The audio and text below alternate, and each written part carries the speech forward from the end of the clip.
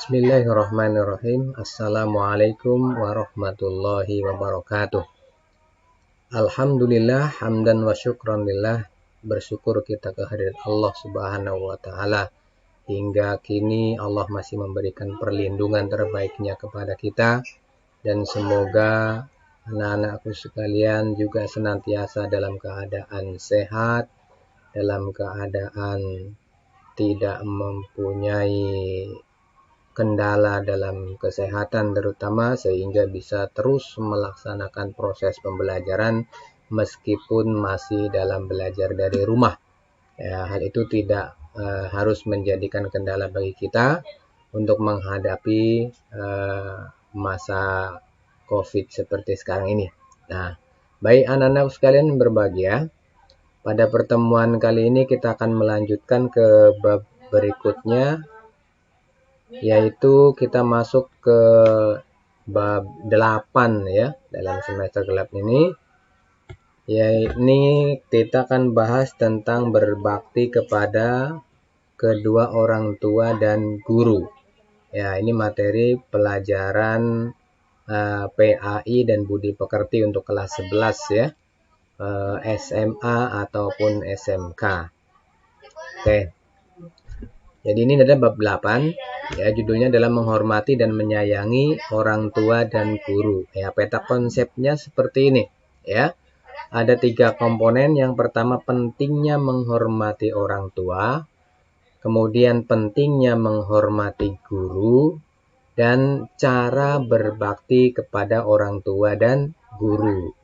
Nah, kemudian kita juga akan dari ketiga pembahasan itu kita akan telaah ya tentang pentingnya menghormati dan menyayangi orang tua dan guru. Tujuan pembelajaran kita adalah agar kita mempunyai kebiasaan ya, mempunyai akhlak. Nah, terbiasa menghormati dan menyayangi orang tua dan guru. Oke. Anak-anak sekalian yang berbahagia, bagian pertama yang akan kita bahas adalah tentang pentingnya hormat dan patuh kepada orang tua. Nah, Allah Subhanahu wa taala memerintahkan ya kepada kita untuk berbakti kepada kedua orang tua. Kalian bisa buka di dalam Quran surah Al-Isra ya, Quran surah ke-17, ayatnya ayat yang ke-23 sampai 24. Di sana Allah Subhanahu wa taala berfirman, A'udzu billahi minasyaitonir rajim. Wa qada rabbuka alla ta'budu illa iyyahu wa bil walidaini ihsana. Imma yablughanna indakal kibaru ahaduhuma aw kilahuma fala taqul lahuma uffin wala tanharhuma wa qul lahuma qawlan karima. Wahfidh lahuma janahadz dhulli minar rahmati wa qur rabbirhamhuma kama rabbayani shaghira. Artinya, dan Tuhanmu telah memerintahkan agar kamu jangan menyembah selain Dia, dan hendaklah berbuat baik kepada ibu bapa. Jika salah seorang di antara keduanya atau kedua-duanya sampai berusia lanjut dalam pemeliharaanmu, maka sekali-kali janganlah engkau mengatakan kepada keduanya perkataan dan janganlah engkau membentak keduanya, dan ucapkanlah kepada keduanya perkataan yang baik. Dan rendahkanlah dirimu terhadap keduanya dengan penuh kasih sayang, dan ucapkanlah, wahai Tuhanku, sayangilah keduanya sebagaimana mereka berdua telah mendidik aku pada waktu kecil. Nah, ini Quran surah Al-Isra ayat 23 dan 24. Jelas sekali ya anak-anak bahwa perintah untuk berbakti kepada kedua orang tua itu adalah perintah dari Allah Subhanahu wa taala. Tuhan yang telah menciptakan kita, telah menciptakan orang tua kita, dan menciptakan alam semesta beserta isinya. Nah, memerintahkan kepada kita agar berbakti kepada kedua orang tua, yaitu ibu bapak. Apalagi kalau mereka sampai pada masa usia lanjut ya, masa usia tua, kemudian ada dalam pemeliharaan kita, maka kita sebagai anak tidak boleh mengatakan perkataan yang tidak senonoh ya. Di situ ada perkataan itu hanya sebagai perwakilan saja, bahwa mengatakan kata-kata yang tidak baik adalah perkara yang dilarang oleh Allah Subhanahu wa taala untuk diucapkan kepada kedua orang tua. Kemudian juga kita tidak boleh menghardik ya, membentak. Nah, kalau membentak saja tidak boleh, maka perbuatan-perbuatan yang tidak menyenangkan lainnya atau menyakiti secara fisik ini juga dipastikan perkara yang diharamkan oleh Allah Subhanahu wa taala ya, diharamkan, tidak boleh ya. Membentak saja tidak boleh, apalagi kemudian memukul, menendang atau bahkan melakukan kekerasan fisik lainnya. Nah, jangan sampai ya. Nah, kemudian kita disuruh untuk merendahkan diri di hadapan kedua orang tua ya, dengan penuh kasih sayang tentunya. Bahkan kita dianjurkan, diperintahkan untuk selalu mendoakan kedua orang tua kita dengan doa birrul walidain ya, Rabbirhamhuma kama rabbayani shaghira. Ya Tuhan kami, ya Tuhanku, sayangilah kedua orang tuaku sebagaimana mereka berdua telah menyayangi aku pada waktu kecil. Ini luar biasa dia. Allah mengajarkan kepada kita perkara untuk berbuat baik kepada kedua orang tua. Nah, kemudian berikutnya ulama yang bernama Imam Az-Zahabi juga menjelaskan bahwa yang cara berbuat baik kepada kedua orang tua ya, birrul walidain atau berbakti kepada orang tua itu hanya dapat direalisasikan, hanya dapat diwujudkan dengan memenuhi 3 bentuk kewajiban ya. Artinya kewajiban seorang anak kepada kedua orang tuanya apa saja? Yang pertama, mentaati segala perintah orang tua ya. Ingat ya, mentaati, menuruti, melaksanakan segala perintah orang tua kita kecuali dalam perkara maksiat. Kalau orang tua kita menyuruh kita untuk berbuat maksiat, baru boleh kita kemudian tidak melaksanakan perintah itu, tapi tetap harus menolaknya dengan cara yang sopan, dengan cara yang baik. Nah, kemudian yang kedua, kita harus menjaga amanah harta yang dititipkan orang tua kita ya, atau diberikan oleh orang tua. Kalau misalkan orang tua itu memberikan harta warisnya, nah, setelah meninggal ya, ada harta warisan yang dari orang tua, maka sebagai anak harus berusaha untuk menjaga amanah titipan harta itu ya, karena itu merupakan amanah dari orang tua. Nah, kemudian yang ketiga adalah membantu atau menolong orang tua bila mereka membutuhkan. Ya, artinya kita harus siap setiap saat ya, kapan saja ketika orang tua kemudian memerlukan pertolongan, memerlukan bantuan, membutuhkan kita, sebagai anak kita harus selalu siap. Ya, siap 86 gitu ya. Nah, oke, paham ya? Oke, kita lanjut. Nah, kemudian ternyata luar biasa ya hikmah ya dari berbakti kepada kedua orang tua dan guru ya. Setidaknya ada 5 hal yang akan kita jelaskan, akan kita bahas di sini. Yang pertama, bahwa berbakti kepada kedua orang tua itu merupakan amal yang paling utama.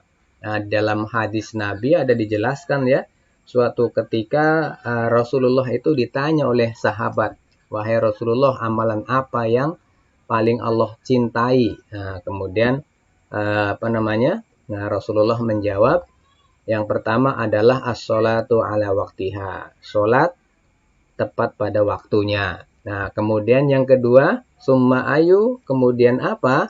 Maka Rasulullah kemudian menjawab, birrul walidain. Yang kedua adalah berbakti kepada kedua orang tua. Nah, jadi utama sekali ya, perbuatan berbakti kepada orang tua. Nah, luar biasa. Nah, termasuk apa namanya? Orang tua ketika orang tua tidak ada lagi di sisi kita, kita sebagai seorang anak juga harus senantiasa mendoakan ya di setiap waktu dan kesempatan. Nah, terutama setelah kita melaksanakan atau menunaikan sholat, doakan. Nah, meskipun orang tua tidak lagi ada di sisi kita. Kemudian yang kedua, apabila orang tua kita ridho atas apa yang kita perbuat, maka Allah pun ridho. Nah, ini kan hadisnya jelas ya. Ridhollahi fi ridhol walidain wa suqtullahi fi suqtil walidain.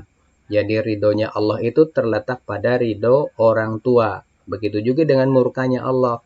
Maka itu juga terletak pada murka orang tua. Maka yang perlu kita cermati dalam perkara ini adalah jangan kemudian membuat orang tua kita marah. Jangan suka membuat orang tua kita kesel, jengkel, menjadi tidak ridho terhadap apa yang kita lakukan. Nah, kalau seperti itu, Allah juga akan menjadi tidak ridho dengan apa yang kita lakukan. Nah, paham ya? Oke. Lalu yang ketiga adalah berbakti kepada kedua orang tua itu dapat menghilangkan kesulitan yang sedang dialami. Nah, kemudian dengan cara bertawasul dengan amal soleh ya. Amal soleh itu amal perbuatan baik. Kita bertawasul ketika menghadapi masalah, diantaranya adalah dengan berbuat baik kepada kedua orang tua. Nah, kan kita pernah mendengar kisah itu ya. Bagaimana ada 3 orang yang terjebak, terperangkap di dalam gua. Dia tidak bisa keluar karena mulut gua itu kemudian tertutup oleh batu besar, ya. Sehingga hanya doa dan ikhtiar yang dilakukan, di antaranya adalah dengan cara bertawasul, ya. Bertawasul itu adalah mengadu kepada Allah. Berdoa mohon kepada Allah dengan mengingat ya apa yang sudah diperbuat. Nah, kalau itu merupakan ibadah yang ikhlas, maka kemudian permohonannya minta dikabulkan oleh Allah Subhanahu wa taala. Nah, di antaranya ada seorang pemuda kemudian dia pernah bertakzim ya, melayani kedua orang tuanya itu dengan tulus. Nah, bahkan dia sebagai tukang gembala ketika pulang itu selalu membawa susu ya dari hewan yang digembalanya. Sang anak tidak akan mau meminum susu yang dia bawa sebelum kedua orang tuanya itu kenyang meminum susu. Nah, kemudian dengan cara itulah dia bertawasul agar memohon kalau sekiranya perbuatan itu merupakan amal yang baik yang diterima oleh Allah Subhanahu wa taala, maka dia meminta untuk dibukakan atau digeserkan pintu gua. Ternyata bergeser ya. Begitu juga dengan 2 pemuda yang lainnya juga bertawasul dengan amal perbuatan yang pernah dilakukan. Nah, oke, lalu yang keempat, berbakti kepada kedua orang tua itu akan diluaskan rizki dan dipanjangkan umur ya. Nah, jadi akan menambah rizkinya itu diluaskan oleh Allah Subhanahu wa taala kalau kita berbakti kepada kedua orang tua. Demikian juga akan dipanjangkan umurnya ya. Panjang umur itu sepertinya luas penjelasannya ya. Bisa jadi mungkin umurnya tidak sampai ribuan tahun, tetapi kebaikannya itu senantiasa dikenang oleh generasi-generasi berikutnya. Itu kan sama saja dengan panjang umur ya. Nabi Muhammad SAW itu umurnya hanya kurang lebih 63 tahun ya. Tetapi kebaikannya itu masih senantiasa dikenang hingga hari ini. Nah, sudah ribuan tahun yang lalu kan begitu. Kemudian yang terakhir, berbakti kepada kedua orang tua itu dapat menjadikan kita dimasukkan ke jannah atau ke surga. ya oleh Allah Subhanahu wa taala. Nah, ini sangat penting tentunya ya, kita semua berkeinginan, bercita-cita bahwa kita juga kepingin masuk surga, dimasukkan ke dalam surga oleh Allah Subhanahu wa taala. Nah, ada salah satu cara atau jalan yang Allah siapkan, yaitu dengan cara berbakti kepada kedua orang tua. Itu sebagai salah satu jalan kita ya, akan mengantarkan kita kepada surga Allah Subhanahu wa taala. Oke, jelas ya? Paham ya anak-anak? Oke, kita lanjutkan. Yang berikutnya adalah pentingnya hormat dan patuh kepada guru ya. Kalau tadi kepada orang tua, kemudian yang bagian B adalah kepada guru. Nah, bagaimana cara penghormatan kita ya sebagai anak atau sebagai murid ya kepada guru? Nah, ada beberapa hal. Yang pertama ya, mereka itu rendah hati ya terhadap gurunya. Jadi kalian itu harus sebagai murid, sebagai siswa harus rendah hati ya. Rendah hati itu artinya tidak menyombongkan diri ya, meskipun mungkin barangkali dari segi fisik ya anak-anak lebih tegap, lebih gagah, lebih ganteng begitu ya. Nah, tetapi tetap tidak boleh menyombongkan diri atas kelebihan yang dimiliki ya, atau juga mungkin dari segi ilmu pengetahuan, wawasan lebih luas dan sebagainya. Nah, ya, meskipun ilmu sudah lebih banyak ketimbang gurunya misalnya, tetap harus rendah hati terhadap atau di hadapan guru. Kemudian yang kedua adalah mentaati setiap arahan ya serta bimbingan guru.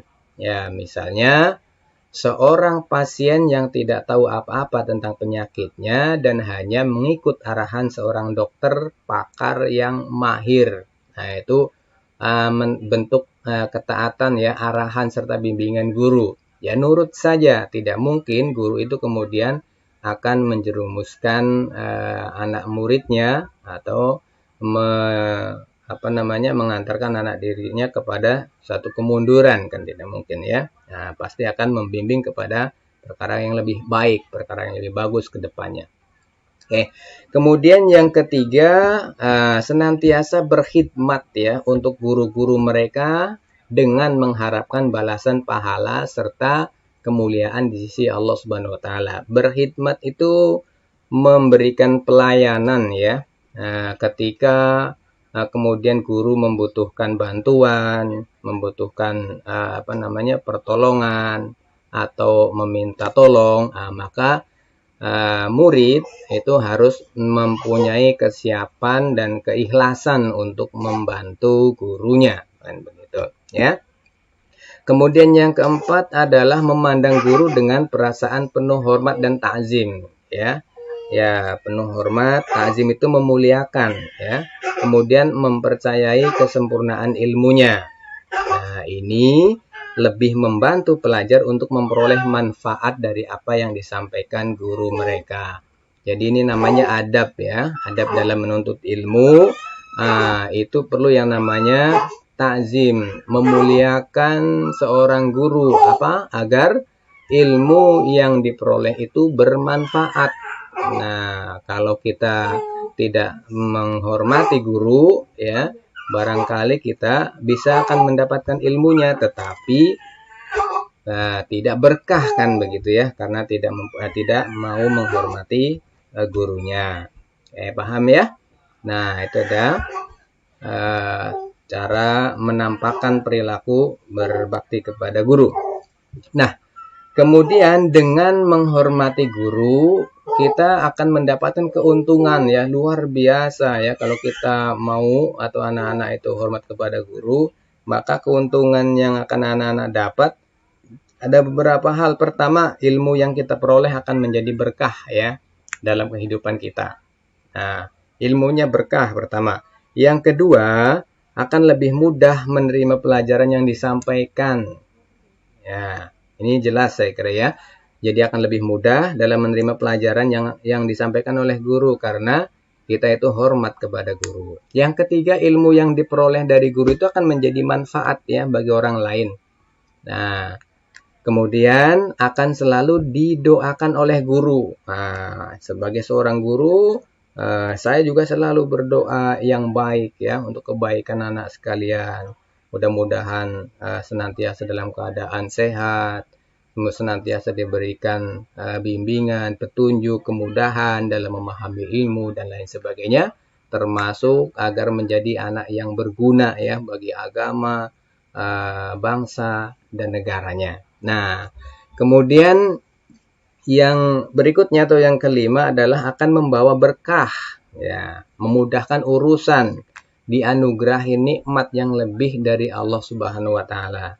Ini keuntungan yang akan didapat ketika anak didik atau murid dia menghormati gurunya. Kemudian yang keenam, seorang guru tidak selalu di atas muridnya ya. Ilmu dan kelebihan itu merupakan anugerah Allah. Nah, itu akan memberikan anugerahnya kepada orang-orang yang dikehendaki. Jadi Allah Subhanahu wa taala itu akan memberikan anugerahnya, kelebihan-kelebihannya kepada siapa yang dikehendaki. Boleh jadi muridnya lebih hebat dalam perkara ilmu pengetahuan atau dalam perkara skill, keterampilan dan sebagainya, ya. Karena Allah memang menghendaki seorang itu dianugerahi kemampuan oleh Allah Subhanahu wa taala. Oke, paham ya? Oke, kita lanjut. Ya, cara berbakti kepada orang tua. Ya, ini caranya ya. Kalau tadi hikmahnya, ya. Ini caranya atau secara teknis bagaimana sih kita berbakti pada orang tua itu? Pertama, berbakti dengan melaksanakan nasihat dan perintah yang baik dari keduanya. Ya, tadi kan caranya ya mentaati segala perintahnya kecuali kalau disuruh bermaksiat. Nah, tolak dengan cara yang halus, jangan menyinggung, jangan kemudian menyalahkan atau malah memarahi orang tua. Anda boleh. Nah, ya dia dengan melaksanakan nasihat dan perintah yang baik dari keduanya. Yang kedua, merawat dengan penuh keikhlasan dan kesabaran, apalagi jika keduanya itu sudah tua dan pikun. Nah, ini ya kalau orang tua bersama kita, kemudian keduanya sampai umur panjang, ya sampai batas usia lanjut atau pikun, nah maka kita juga harus mempunyai keikhlasan dan kesiapan untuk merawat keduanya ya, nah dengan penuh kesabaran. Nah, luar biasa sebagaimana orang tua kita dulu itu dengan penuh keikhlasan, kesabaran, kasih sayang merawat kita sedari kita lahir ya, bahkan sebelum lahir masih di dalam perut dan dalam kandungan itu kasih sayang sudah melimpah begitu banyaknya dari orang tua kita. Nah, begitu lahir pun kita dirawat, kita dididik, ya, kita dibesarkan, kita dibiayai dan lain sebagainya. Ini hutang budi yang tidak akan mungkin bisa dibayar oleh seorang anak kepada orang tua. Nah, kemudian merendahkan diri ya, kasih sayang, berkata halus dan sopan, serta mendoakan keduanya. Sebagaimana tadi penjelasan di awal itu ya, perintah berbakti kepada orang tua itu dari Allah, ayatnya jelas tadi ya. Nah, jadi kita harus senantiasa mendoakan kedua orang tua kita, baik itu masih hidup ataupun orang tua kita mungkin sudah meninggal, tetap harus kita doakan. Kemudian yang keempat adalah rela berkorban untuk orang tuanya, ya. Nah, jadi jangan terlalu perhitungan untuk orang tua itu ya. Nah, jadi rela berkorban untuk orang tua. Orang tua itu luar biasa sudah pengorbanannya pada kita ya. Bahkan ketika melahirkan itu pertaruhan antara nyawa ya, mati dan hidup. Nah, itu orang tua korbankan buat kita. Nah, ya kita tidak akan mungkin bisa membalas jasanya. Kemudian yang kelima adalah meminta kerelaan orang tua ketika akan berbuat sesuatu ya, minta keridoan. Ya, kalau kita mau pergi misalnya atau bepergian, ya pamit dengan baik-baik kepada orang tua, minta doanya agar senantiasa diberikan keselamatan, kemudahan dan sebagainya. Nah, itu adabnya begitu ya. Kemudian yang keenam, berbuat baik kepada orang tua walaupun ia berbuat aniaya. Maksudnya, anak itu tidak boleh membalas ya keburukan yang dilakukan oleh orang tuanya walaupun ia telah menyakiti ya. Tidak boleh juga menyinggung perasaan orang tua ya, meskipun orang tua barangkali sering berbuat yang kita anggap salah ya, padahal mungkin belum tentu salah ya. Maksudnya orang tua mungkin baik, tetapi kadang kita salah menerima, kita salah persepsi, atau kita terjadi diskomunikasi dengan orang tua sehingga kita menganggap orang tua bersalah, padahal tidak begitu ya. Nah, walaupun mungkin orang tua betul-betul salah, maka anak tidak boleh kemudian membalas kesalahan serupa kepada orang tuanya. Nah, tetap ada kewajiban untuk senantiasa berbuat baik, senantiasa berbakti, ya, berbuat berlaku yang sopan, tata krama dan sebagainya, ya, diperlihatkan atau dinampakkan sebagai bentuk perilaku yang kita biasakan ya dalam hidup bersama orang tua anak, kan begitu ya. Nah, inilah materi yang kita pelajari dalam bab ini. Kemudian yang berikutnya, yang terakhir ini ya. Nah, kalau tadi ada beberapa poin saja, ternyata berbakti kepada guru ini jauh lebih banyak poin-poinnya ini ya. Nah, bagaimana, apa saja, atau seperti apa penjelasannya cara berbakti kepada guru? Yang pertama adalah menghormati dan memuliakannya serta mengikuti nasihatnya. Jadi kalau ada seorang guru atau guru kita itu memberikan nasihat, memberikan arahan, memberikan penjelasan, maka ikuti ya, hormati. Nah, kemudian yang kedua adalah mengamalkan ilmunya dan membaginya kepada orang lain. Ya, diamalkan ya. Ilmu yang didapat itu jangan disimpan sebagai pengetahuan saja, tetapi dilaksanakan, ya, diamalkan, sehingga itu akan menjadi ilmu jariyah atau amal jariyah, ya. Kebaikan yang diajarkan guru ketika kita laksanakan, maka kita akan mendapat pahala. Pahala itu juga akan sampai kepada guru kita. Nah, kemudian yang ketiga adalah tidak melawan ya, tidak menipu, tidak membuka rahasia guru. Nah, jadi intinya kita tidak boleh berperilaku yang buruk, berperilaku su'ul su'uzon ya, berprasangka buruk dan sebagainya, atau mungkin juga kita berbohong kepada guru dan sebagainya. Nah, itu perkara yang tidak boleh. Nah, kemudian yang keempat adalah memuliakan keluarga dan sahabat karib guru. Ya, jadi kalau kita berbakti kepada guru, maka keluarganya guru, karib guru, itu juga kita harus berbuat baik kepada mereka semua. Nah, kemudian yang kelima, murid itu harus mengikuti sifat guru yang baik akhlak ya, tinggi ilmu dan keahlian, berwibawa, santun dan penyayang. Jadi sifat guru yang baik itu akhlak, tinggi ilmu keahliannya ya, berwibawa, itu tiru ya.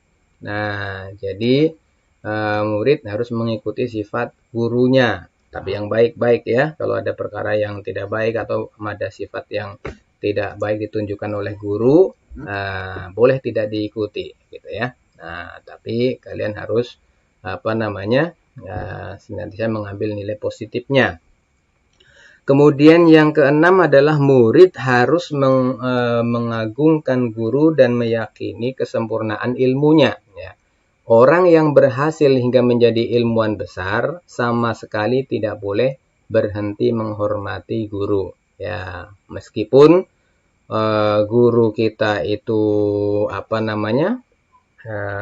tetap ya seperti dulu, misalnya masih ngajar di SD terus, sementara anak muridnya, anak didiknya sudah ada yang menjadi dosen atau bahkan menjadi pejabat tinggi atau menjadi pejabat penting, tetap juga harus menghormati dan tidak boleh berhenti menghormati gurunya. Oke, jelas seperti itu ya. Jangan lupa terhadap didikan guru. Nah, kalian bisa sukses itu tidak lepas dari bimbingan dan ajaran guru, kan begitu. Kemudian yang ketujuh, menghormati dan selalu mengenangnya ya meskipun sudah wafat. Jadi guru kita itu kita ingat kebaikannya ya. Nah, kalau kita mengingat kebaikannya meskipun beliau itu sudah meninggal, sudah wafat, maka akan terbetik ya doa yang baik untuk mereka. Ya, mudah-mudahan diampuni, mudah-mudahan diluaskan kuburnya atau diterima amal kebaikannya dan sebagainya ya. Kita ingat, kita kenang. Nah, itu cara berbakti kepada guru. Kemudian yang selanjutnya adalah bersikap sabar ya terhadap perlakuan kasar atau akhlak buruk guru. Ya, kan mungkin kadang-kadang ada ya guru yang agak kurang lihai dalam mengendalikan emosi. Masalah kecil aja kemudian menjadi terpancing emosinya atau melakukan akhlak yang dianggap kurang baik kepada anak didiknya. Nah, maka seorang murid tetap harus mempunyai sikap yang sabar ya. Sabar itu tidak melawan, kemudian tidak berlaku kasar ya, tetap berakhlak yang baik. Nah, kemudian juga senantiasa berusaha ya untuk memaafkan perlakuan kasar ya. Kemudian juga turut mendoakan keselamatan guru ya, seperti tadi itulah ya. Nah, jangan membalas keburukan dengan keburukan yang serupa atau keburukan yang lebih buruk lagi. Nah, itu tidak boleh. Lalu yang berikutnya adalah menunjukkan rasa berterima kasih terhadap ajaran guru. Nah, menunjukkan rasa berterima kasih terhadap ajaran guru ya, melalui itulah ia mengetahui apa yang harus dilakukan dan apa yang harus dihindari ya, apa yang harus dikerjakan, apa yang harus ditinggalkan, kan begitu. Yang berikutnya adalah sopan ya ketika berhadapan dengan guru, misalnya duduk dengan tawadu ya. Duduk tawadu itu duduknya yang tenang, duduk yang sopan lah ya. Kita juga tahu yang namanya akhlak etika di depan guru seperti apa begitu ya. Ya, tenang, diam, posisi duduk, sedapat mungkin berhadapan dengan guru ya. Jangan kemudian membelakangi, membuang muka atau menampakkan peringai yang tidak suka atau wajah yang tidak mengenakan begitu di hadapan guru ya, atau mengutarakan kata-kata yang tidak enak didengar begitu ya. Nah, kemudian juga kita harus menyimak ya, atau murid-murid anak-anak harus menyimak perkataan guru sehingga tidak membuat guru mengulangi perkataan. Nah, jangan malah dikerjai ya. Nah, belum paham terus sehingga diulang-ulang sampai gurunya kecapean, kan kasihan, sudah tua ya. Tidak boleh begitu. Tidak boleh sembrono lah ya. Oke, kemudian tidak dibenarkan berpaling atau menoleh tanpa keperluan jelas. Nah, kayak tadi tuh ya, ketika berpapasan misalnya tidak boleh membuang muka. Nah, tetapi harus menampakkan rasa hormat ya, rasa takzim ya, memuliakan. Jangan kemudian malah berpaling. Nah, terutama saat guru berbicara, didengarkan ya, disimak dengan jelas dengan seksama ya. Serius gitu. Kita serius saja belum tentu kita bisa menyerap 100% ilmu yang disampaikan oleh guru, apalagi kalau kita itu main-main ya, tidak serius. Nah, maka kita akan kesulitan untuk menyerap dan menangkap apa yang dijelaskan oleh guru.